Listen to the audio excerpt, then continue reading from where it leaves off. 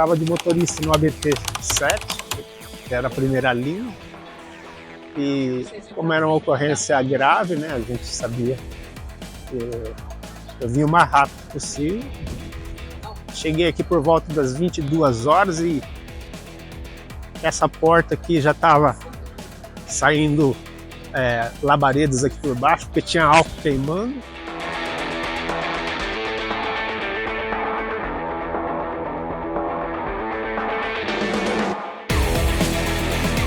Então, na época estava sendo construído o quartel, né, que hoje é o quartel novo ali, né, na época.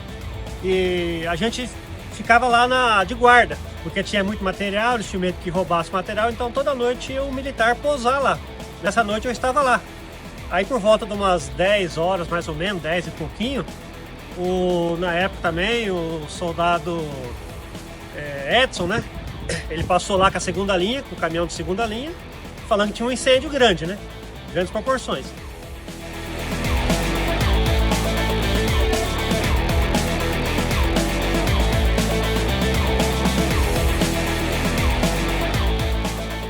Não, eu imaginava que era um incêndio simples. Aí quando chegou lá, veio um barracão e uma quadra inteira estava tomada pelo incêndio.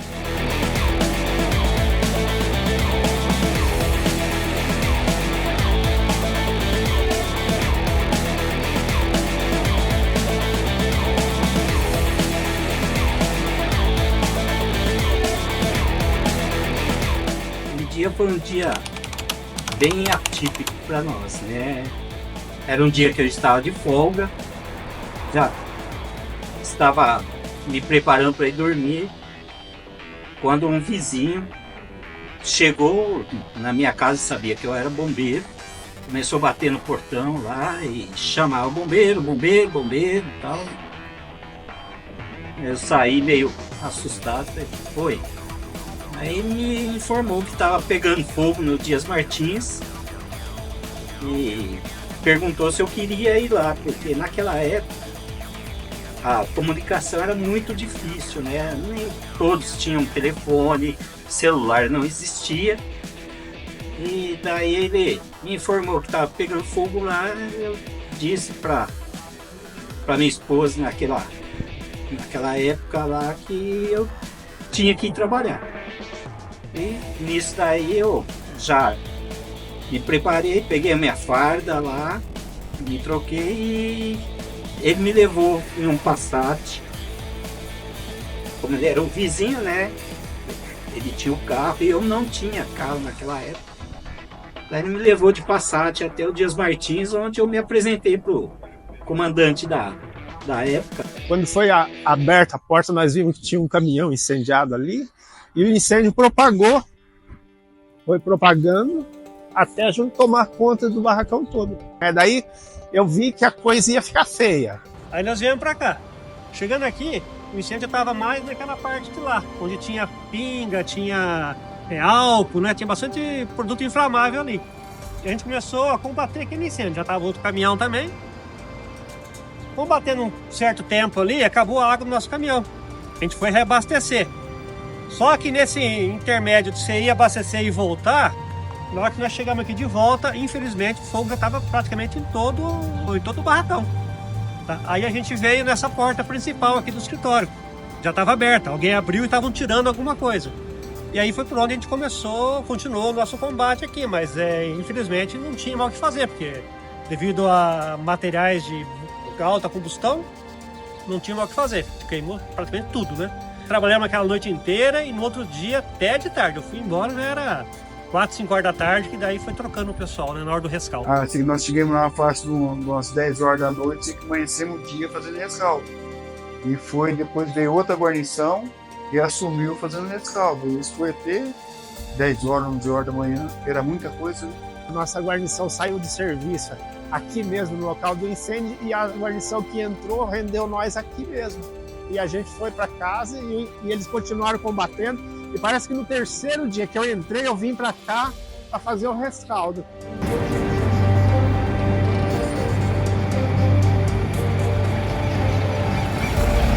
Mas eu cheguei aqui já era quase 11 horas da noite, né? E eu morava lá no Flamingo. E então até chegar aqui era com uma certa dificuldade, a gente chegou aqui, já era esse horário. E naquele dia eu estava de folga. Aí no outro dia de manhã, eu trabalhei a noite inteira, no outro dia de manhã eu estava escalado de chefe de socorro, né? E eu continuei o serviço com o pessoal que estava entrando, né? A gente assumiu o serviço aqui no local. Eu, como chefe de socorro, assumi o lugar do Barbosa, que o Barbosa era o chefe de socorro que estava saindo, e a gente continuou trabalhando, entendeu?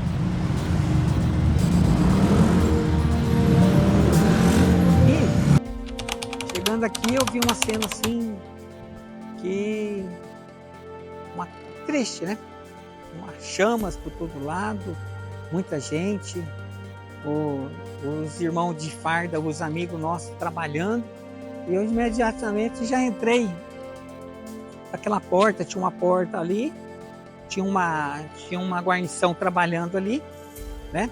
Eu já automaticamente já fui no caminhão, me equipei com um capacete e peguei uma das mangueiras e vim ajudar eles a combater essa área aqui.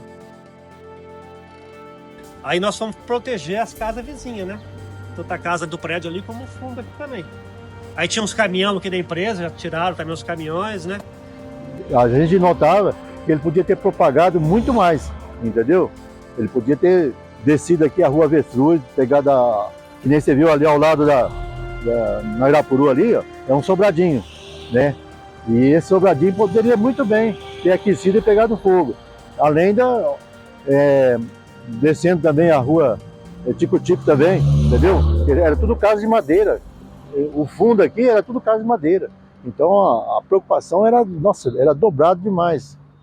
O Dias Martins, né? Tinha uns lotes que era de álcool. Aí conforme explodia os lotes, subia aquelas tampinhas e caía em cima da casa do meu sogro. Eu subi em cima da casa do meu sogro com a mangueira para não queimar a casa do meu sogro. Isso era em torno de quê? Umas 9h30, 10 horas da noite. Então eu fiquei quase a noite inteira em cima da casa jogando água, porque o fogo demorou quase 2 dias para acabar tudo, né? Corria o risco de desabamento, né? A gente ficou com muito medo, inclusive as casas daqui, as pessoas já estavam tirando os móveis de dentro por medo do incêndio propagar. Tinha pessoas tirando os utensílios dele, os vizinhanças. Como as paredes são fortes, elas seguraram o incêndio, mas tinha medo de pegar fogo no quarteirão inteiro. O medo da população era esse, que o incêndio pegasse no quarteirão todo. A Dias Martins foi feito com aquele tijolinho deitado. Então, aguentou, vamos falar, todo esse calor para não roer o muro e passar nas casas para baixo. Todo mundo que estava empenhado no trabalho, Corpo de Bombeiros e Polícia Militar, mais a população, desocupando todas as casas, porque nós não tínhamos a certeza que iríamos conseguir apagar o fogo sem que passasse para as casas vizinhas, né? Então, teve casas que tiveram que ser, assim, tirar toda a mudança de dentro para, se caso passasse o fogo, não trouxesse mais prejuízo para a família. Então assim, mas foi muito rápido, foi coisa de, sei lá, 40 minutos, 1 hora no máximo, tinha queimado praticamente quase tudo. A adrenalina vai lá em cima, né? Você não consegue nem imaginar o que fazer, você sabe que você tem que jogar água, mas muitas vezes a água não resolve, porque o incêndio era muito grande, muito produto que queima fácil, queima rápido. Era muito grande, a proporção de incêndio era muito grande. Na hora eu falei, será que nós vamos dar conta? Mas porque fogo daquele tamanho lá, tal, mas o pessoal já estava trabalhando e o pessoal já estava assim combatendo o fogo, e era muito fogo mesmo. A quantidade de calor que tinha, a quantidade de álcool que tinha, que vazava, junto com a água, voltava a água no meio-fio e corria o fogo na canaleta até no bueiro. Como o álcool pegou fogo, então o álcool com a água que voltava o fogo na canaleta. Em Araponga já pegou o princípio de incêndio de casa, o incêndio pequenos, mas em grande proporção não. Esse que eu peguei foi o primeiro. A lavareda, o aquecimento, nossa, na época nunca tinha visto um fogo daquele nível. Mesmo eu trabalhando em Curitiba e Londrina, eu nunca tinha visto aquela situação. No entanto, você tem uma base, a gente tinha um plano de emergência e nunca tinha sido usado. Foi usado a primeira vez esse plano de emergência para poder convocar todos os bombeiros de Araponga, entendeu? Porque eu nunca tinha visto um fogo assim tão violento igual foi aquele. Quando chega a ver aquele incêndio de grande proporção, se eu falar para vocês que eu não fiquei com medo, eu vou estar mentindo. Sim, na época praticamente era 2 caminhões velhos já, né? Bem antigo. É o que tinha, então é o que se podia fazer, né? Tanto é que veio apoio de Apucarana, veio apoio de Londrina, né? A prefeitura mandou caminhão-pipa deles, mas não dá para fazer mais nada, porque o incêndio foi bem grande mesmo. Nosso equipamento, o IPI, nosso era um capacete que protegia praticamente só a parte de cima da cabeça. Não tinha aparelho autônomo, não tinha uma capa, não tinha nada. Era somente o nosso fardamento mesmo. Então, se molhava e entrava. Né? A nossa proteção era o tecido da farda molhado. E uma coisa que eu sofri bastante lá foi por causa da fumaça. Fumaça muito densa, tal, vários produtos queimando, produtos químicos, tinha sabão de soda, sabonete, querosene, tinha muita coisa lá, né? Inclusive a própria soda. Tinha locais lá que eles vendiam, como era secos e molhados, eles vendiam soda e estava queimando aquilo lá. Então uma fumaça muito tóxica, né? E como nós não tínhamos nenhum equipamento de proteção respiratória, o nosso recurso era molhar aquele bibico, né, que era a nossa cobertura, o bonezinho, molhava aquilo lá, colocava no rosto e encarava. Mangueira numa mão, aquele tecido molhado na boca e nariz e vamos encarar. Mas naquele momento ali você vê os seus amigos trabalhando assim, a adrenalina sobe de tal forma assim que você supera tudo isso. Entendeu? Aqui da frente aqui, ó, os comércios da frente, na época, não era o comércio igual está hoje, entendeu? Era bem diferente. Então, a caloria era muito alta, você não conseguia ficar ali nesses comércios da frente, de tão alta que era as chamas e a caloria. Como a gente mora na Vila São João, é alto, então dá para ver o começo do fogo aqui. E, a princípio eu achava que era na minha firma, porque eu tenho uma firma em frente, antiga Dias Martins, também em frente. Hoje é aquele autopeça do japonês ali, então é quase em frente. E o aquecimento foi tanto que eu não conseguia nem abrir minha firma, mas assim afetar alguma coisa. A população ajudou em muito, tanto ajudou trazendo assim o calor humano, né? Até ajudando nós a tirarmos muita coisa que não conseguimos salvar daqui, colocava na calçada lá, né? Eu fiquei ali, com o tempo o pessoal estava trabalhando lá, eu arrumava água, leite, comida para os bombeiros ir rezando. E tinha muita coisa química lá, né? Querosene, álcool, essas coisas. A população auxiliando ali do lado de fora, nós fizemos tipo uma corrente humana ali para ir passando as mercadorias, tirando as coisas de dentro da edificação e colocando tudo em um caminhão para que aquilo lá pudesse ser reaproveitado, né? Tentando salvar o máximo possível das coisas. Só para você ter uma noção, a gente durou mais ou menos 12 horas de combate, entendeu?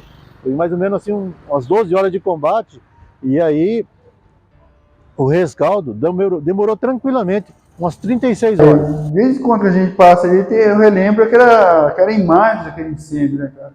E nunca, até hoje eu passo lá assim, eu fico olhando, não acredito que eu consegui combater o incêndio, eu não, a guarnição, o pessoal do bombeiro, conseguiu combater aquele incêndio de grande proporção. Ah, para mim, eu acho que foi o incêndio mais forte que eu peguei em Araponga na minha época de bombeiro aqui. Eu não tinha pegado nenhum dessa magnitude, né? Foi uma coisa assim que está gravada até hoje, 34 anos, né? 33 anos. Algumas cenas ainda fica bem viva na cabeça da gente. Praticamente a cidade toda ficou sabendo desse incêndio, né? Pelo tamanho da proporção que foi. E entre a minha firma e a Dias Martins, eu fiquei mais ou menos uns 6 meses cheirando fumaça. E até hoje, qualquer cheiro de fumaça, você fica já... Então isso marca muito, né?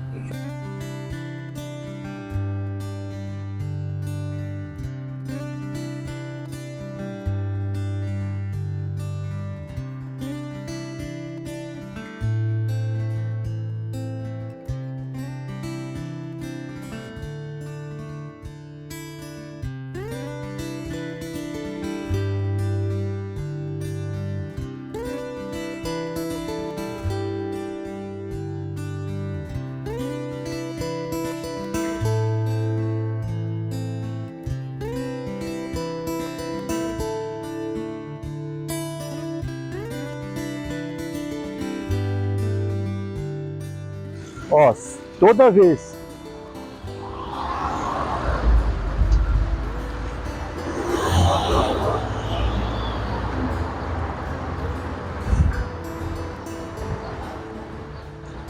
que você passa aqui na frente,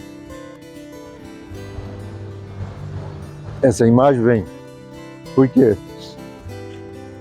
Era uma imagem assim muito forte em relação a alguma tragédia maior, entendeu? Mas graças a Deus tudo deu certo, porque você vê que a gente concentrou o fogo aqui dentro do barracão mesmo.